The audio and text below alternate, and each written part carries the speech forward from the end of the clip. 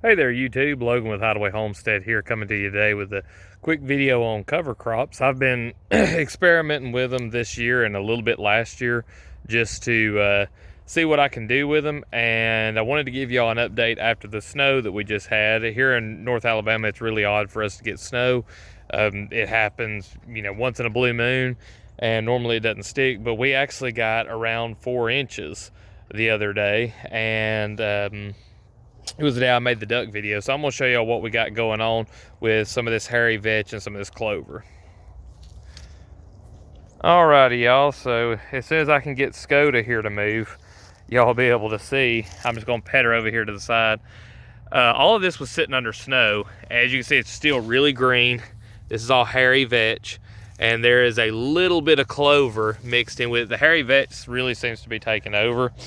Skoda's needing a belly rub, and it's doing well. I mean, even under the snow, it's still growing green, and they're both legumes, so they're high in protein, and it's given me some ideas on some of these to help with winter forage for my animals. I was originally growing this for my rabbits, but since I decided to get out of rabbits and I'm doing more sheep, I'm thinking of doing kind of like a victory style garden with chickens, moving them through areas where we have annual gardens and we mulch a lot.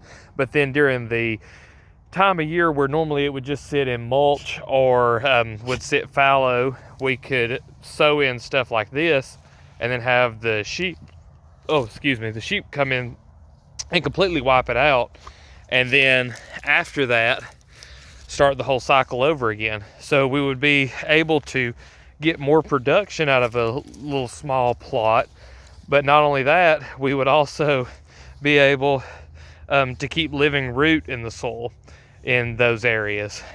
So maybe and put some stuff back too from what we take out from annual plants, because annual plants can be kind of rough on soil. They expend a lot of energy and in making seeds and stuff, and some of that stuff you're going to take away and put on your table, and it's going to go to other places. So being able to try to put some of that fertility back into the ground is always important when you're dealing with annual crops. So we could do something like, say with this right now, just the way we've done the rotation so far. Excuse me, I'm still trying to get over a cold. We could do something like in the spring, you come in and you've got all the litter down, you put down compost, and the chickens have come in here and you've got a bunch of mulch in. You come in and you plant all your annual crops. Well, when the crops get up big enough to where you can harvest them, you get what you want, you let the chickens in, they wipe it all out, and you do it a second time before winter, because we can do that here, considering that we do have a long growing season. You do that, then you bring in the cover crops after everything's laid out and you let it get fertilized again.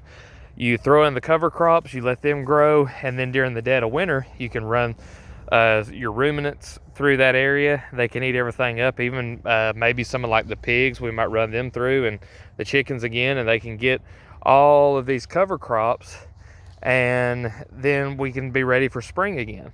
So I'm just looking at stuff we can do in small areas. Now, this is not something I would do with a pasture.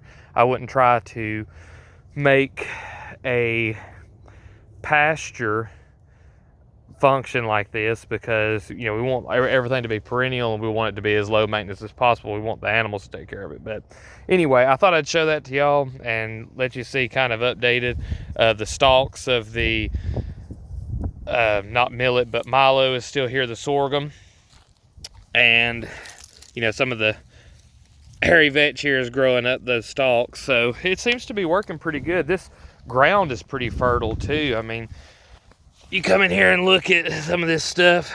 I don't know if we're gonna see any worms, but it's nice black soil. Now, how many microbes and all that stuff's in here, I really don't know, but I can dig down a good ways, and there we're starting to get into the topsoil underneath that.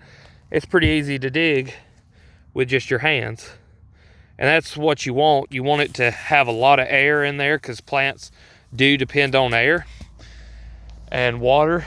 So you want plenty of little holes in the soil so that they can get that. But anyway, that's pretty much it for the update. If you liked the video, please leave a like, and if you've got any questions or comments, you can drop those down below.